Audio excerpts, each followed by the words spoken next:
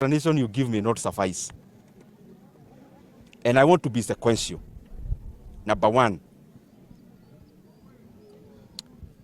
I saw the responses from the Minister for Energy and the Minister for Transport.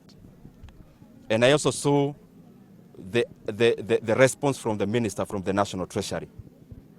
Of note is that yesterday morning, there was conflicting responses from the chair of EPRA and his CEO. Even the responses that were given by ministers, I wish they had communicated in the morning so that even if they are responding and even if they are not telling the truth, at least to align and give one side of the story. Otherwise, Kenyans may lack faith by seeing conflicting information coming from the same government.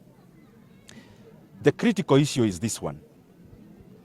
The fuel price now currently in Kenya, just citing petrol, is 186 shillings. If you cross the border and you go to Tanzania, in this month, they are equivalent of EPRA that does the same that EPRA does. If you just check or you call anyone in Tanzania, the petrol prices in Tanzania currently is 142 shillings. The petrol prices in Uganda currently is below 182 shillings, marginally lower than Kenya. But diesel is much cheaper than Kenya, of course, because diesel in Uganda is below 170 shillings. If you go to Ethiopia, the current price of liter of petrol is maybe around 122 Ethiopian birr, which is also below 125 Kenya shillings. If you go to a place like Rwanda, Rwanda prices are also below 170 per liter of petrol. So the basic issue here is that the fuel prices in Kenya have been high, not because of global issues, but because of exorbitant levies and taxes. And of note is that the government actually introduced a levy of 7 shillings last year.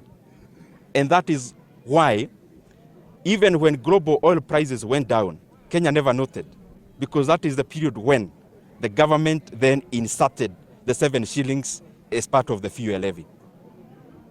I also, because I read some of the responses, because I was really looking forward to getting the truth. It is good that the Minister for Energy and the Minister for Transport restricted their responses to the issue at hand. But it was very disappointing to see the Minister for the National Treasury trying diversionary tactics. I want to remind my brother that he is no longer the chatterbox he used to be. Now he holds a position with responsibility. And the docket where he holds and which he is the minister or cabinet secretary is an empirical docket. It is not a theoretical docket. His responses always need to be quantitative. You can't give tales on issues about figures because figures are glaring and they are stubborn. Now, the question or the answer that we need from them, one, it is there in the response of the minister or the cabinet secretary for energy that there was actually an introduction of 7 shillings last year. So the question is simple. Where is that money? Now, in their responses, they tried to justify that this money that was borrowed, that was introduced, was actually used as collateral to take debt, to take a loan from our local banks. Now, that loan is to be paid by Kenyans for the next 7 years. For the next 7 years. The question we are asking are simple. By the maturity of the 7 years, how much money will Kenyans have paid for that loan? That is number one.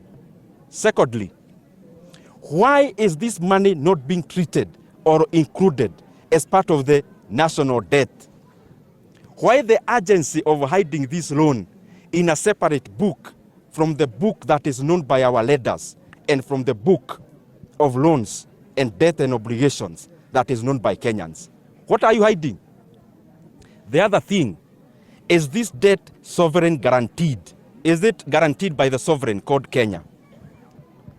The last thing that I want to bring about, and the reason why I call this a scandal, Kenyans are borrowing now, or are made to borrow, 175 billion Kenya shillings. But after 7 years, Kenyans will be paying an extra 100 billion to the banks on top of the 175 billion. What is the urgency for? And in their responses, I saw they are trying to justify construction of roads.